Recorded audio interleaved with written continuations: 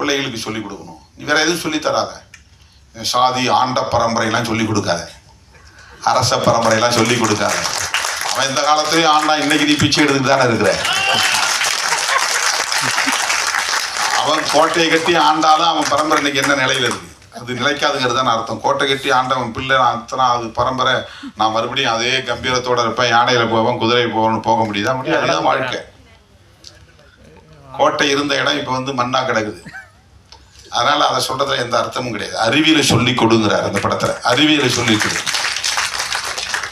அறிவியல்னா பரீட்சைக்கு எழுதுறதுக்கான அந்த சயின்ஸ் இல்லை, வாழ்வியலே ஒரு அறிவியல் தான்.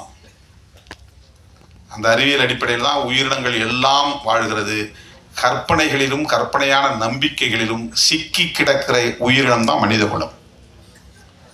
இதுதான் வந்து கற்பிதங்களுக்குள் சிக்கி கிடக்கிற சமூகம். எனக்கு இன்னொரு